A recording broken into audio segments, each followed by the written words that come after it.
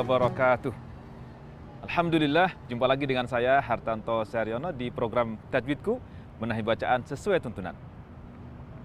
Huruf ra merupakan salah satu huruf yang kadang tafkhim dan kadang tarqiq. Huruf ra ini dibaca tafkhim di 8 kondisi. Yang pertama, ketika ra berharakat fathah. Contoh di kata Rasul. Saat kita mengucapkan kata Rasul, huruf ra berharakat fathah maka dibaca tafkhim, yakni dengan mengangkat pangkal lidah dan tengah lidah kita membentuk permukaan cekung. Ra. Yang perlu kita ingat bahwa tafkhim tidak dengan membulatkan bibir. Rasul atau dikata Ar-Rahman. Ar-Rahman. Ini kondisi pertama. Kondisi kedua, huruf ra bersukun yang terletak di setelah huruf berharakat fathah. Misalnya di kata arsal. Kata arsal, huruf ra bersukun dan huruf yang terletak di sebelumnya berharakat fathah. Maka kita baca tafkhim huruf ra yang bersukun tersebut. Arsal. Maryam. Yang ketiga, huruf ra sakinah atau ra bersukun karena waqaf terletak di setelah huruf bersukun selain huruf ya dan huruf sebelumnya berharakat fathah. Contoh di kata wal asr. Di kata wal asr, ketika kita waqaf kita sukunkan huruf ra dan huruf sebelum huruf ra yang kita sukunkan karena waqaf ini pun bersukun dan huruf sebelumnya berharakat fathah. Wal asr. Maka huruf ra-nya dibaca tafkhim. Wal asr. Atau contoh lainnya al-hasyr dan al-ghaffar. Al-ghaffar. Ini huruf ra dibaca tafkhim. Yang keempat, huruf ra berharakat dhammah. Huruf ra berharakat dhammah misalnya di kata ruwaida. Ruwaida, ra berdhammah maka dibaca tafkhim. Demikian juga contoh yang lain misalnya ruhana. Atau contoh yang lain di kata ruziqna. Ini huruf ra berdhammah maka dibaca tafkhim. Yang kelima, huruf ra bersukun terletak di setelah huruf yang berharakat dhammah. Misalnya di kata ursil. Pada kata ursil, huruf ra bersukun dan huruf yang terletak di sebelumnya berharakat dhammah, maka huruf ra dibaca tafkhim. Ursil. Atau di kata turja, huruf ra bersukun setelah dhammah dibaca tafkhim.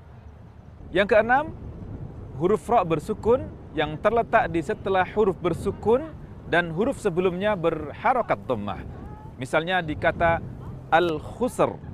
Di kata al-khusr, huruf ra bersukun karena kita waqaf, lalu huruf sebelumnya bersukun pula dan huruf sebelumnya lagi berharakat dhammah. Maka al-khusr, ra-nya dibaca tafkhim. Atau contoh yang lain, misalnya di yahur.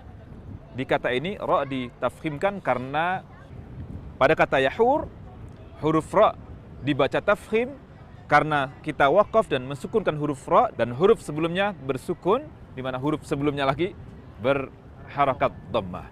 Yang ketujuh, ra dibaca tafkhim ketika huruf ra bersukun terletak di setelah huruf hamzah wasl.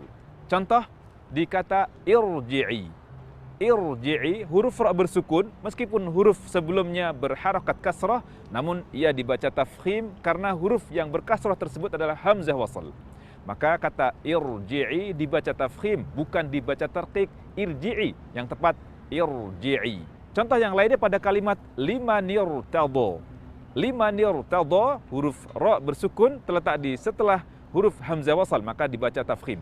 Liman irtada. Liman irtada. Dan yang terakhir, kondisi ke-8, huruf ra dibaca tafkhim ketika huruf ra ini bersukun terletak di setelah huruf berharakat kasrah dan huruf setelah huruf ra yang bersukun tadi adalah huruf isti'la. Namun huruf isti'la ini tidak berharakat kasrah, dengan syarat antara ra dan huruf isti'la yang berharakat bukan kasrah ini berada di satu kata. Contoh di kata labil mirsad, huruf ra berada di satu kata dengan huruf sad yang berharakat fathah dan huruf sebelumnya lagi berharakat kasrah. Karena itu, karena huruf sad merupakan huruf isti'la berharakat bukan kasrah, yakni berharakat fathah, maka huruf ra tersebut dibaca tafkhim. Labil mirsad, bukan dibaca labil mirsad, namun dibaca labil mirsad. Sehingga ra bersukun setelah kasrah tidak bisa kita hukumi langsung sebelum kita melihat huruf setelahnya huruf apa, sifatnya apa, dan harakatnya apa. Contoh huruf ra bersukun yang terletak di setelah huruf berharokat kasrah dan huruf setelahnya adalah huruf isti'la, tidak berharokat kasrah, namun di beda kata, mengakibatkan huruf ra ini dibaca tarqiq di penggalan ayat di surah Luqman ayat ke-18. Wala tusa'ir khaddak. Kalimat ini wala tusa'ir khaddak, ra bersukun terletak di setelah huruf berharokat kasrah, huruf setelahnya huruf isti'la. Namun huruf isti'lanya berbeda kata dengan huruf ra yang bersukun tersebut. Yang kedua di surah Nuh misalnya, anzir qaumak. Ra bersukun beda kata dengan huruf isti'la setelahnya. Maka saat kita membaca anzir qaumak, ra dibaca tarqiq, bukan anzir qaumak tafkhim. Yang tepat anzir qaumak. Yang terakhir, saat mengucapkan penggalan ayat fasbir sabra, huruf ra ini bersukun terletak di setelah kasrah dan huruf setelahnya huruf isti'la. Karena huruf isti'la ini terletak di kata berbeda dengan huruf ra, maka huruf ra-nya dibaca tarqiq. Ini terdapat di surah Al-Ma'arij ayat ke-5. Fasbir sabra. Jadi, fasbir sabra bukan tafkhim, namun dibaca tarqiq karena ra-nya terpisah dengan huruf isti'la yang terletak di setelahnya. Demikian 8 kondisi huruf ra dibaca tafkhim. Semoga kita mampu membacanya dengan fasih dan sahih, dengan tepat, tanpa menambahi, tanpa mengurangi. Dan jumpa lagi insya Allah di program Tajwidku, benahi bacaan sesuai tuntunan. Wassalamualaikum warahmatullahi wabarakatuh.